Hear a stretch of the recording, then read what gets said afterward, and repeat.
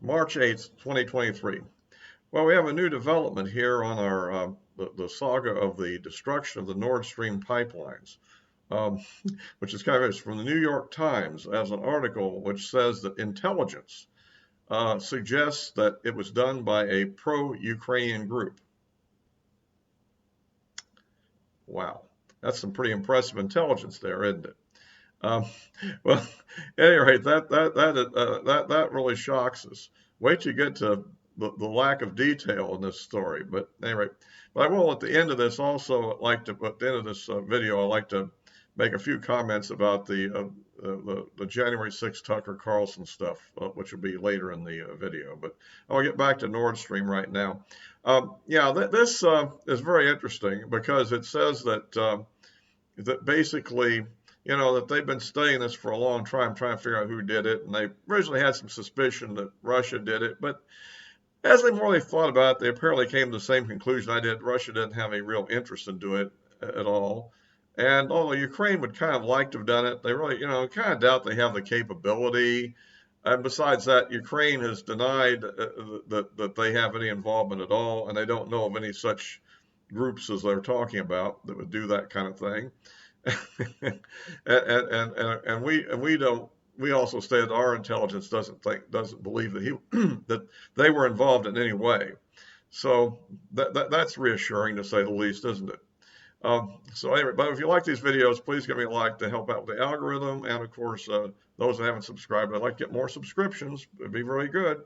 So anyway, but back to this, yeah, so Ukraine's not guilty. They didn't do it, and they're having their doubts about Russia. Now, there's one stray thought they do throw out in this article, which is that, well, you know, maybe it was some anti-Putin group that Russia that did it. Real loyalists to Russia, I guess, huh? But at any rate, uh, but at, at any so the thing is that that seems a little dubious too.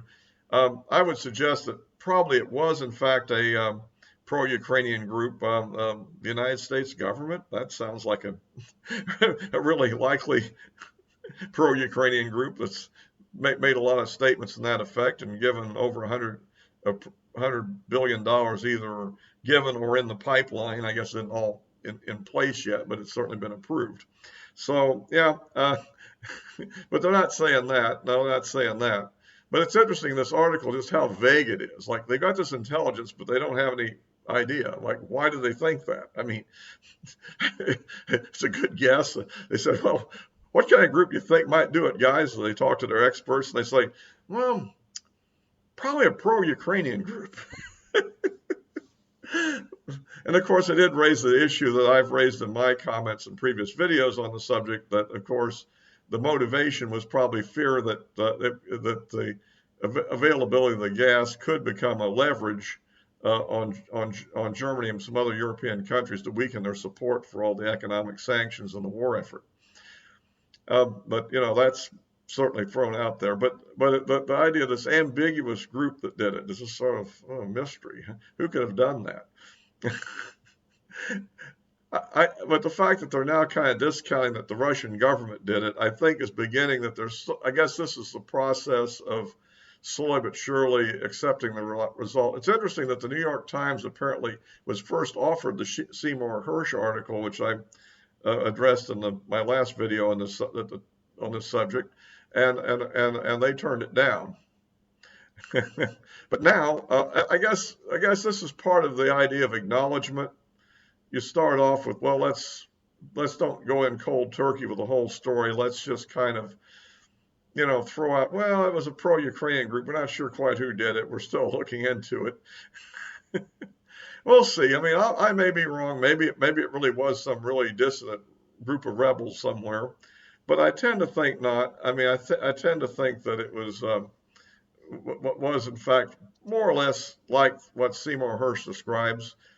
Whether he got a detail or not wrong, I don't know, but I think the basic picture is that. But anyhow, so anyway, I just thought I'd bring that up. I'll put a link to that article in there, although I warn you that it may, if you're not subscribed to New York Times, you may have trouble getting in there. I think if you give them a password that they'll and create a account, they'll let you read it.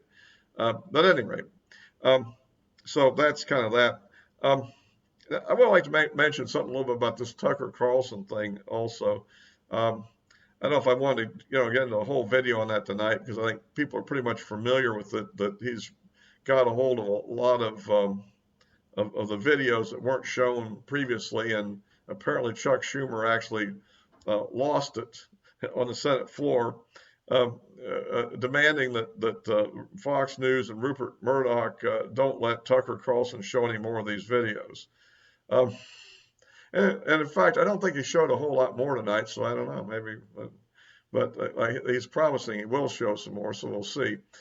But the point is, this is all being mischaracterized by the Democrats and the left, in that, as I saw what was presented on the Monday night presentation, I mean, he did show the material where there was a violent break-in and confrontation in front of the Capitol, but they also showed a lot of other things that hadn't been shown before, which indicate that everybody in there wasn't violent. And in fact, the QAnon shaman guy with the horns, that dude, it seems to me like this may be a disturbed individual more than a violent criminal, even though he got, of all things, 4 years in prison for this. I mean, maybe he should be getting a little bit of psychiatric counseling instead, perhaps.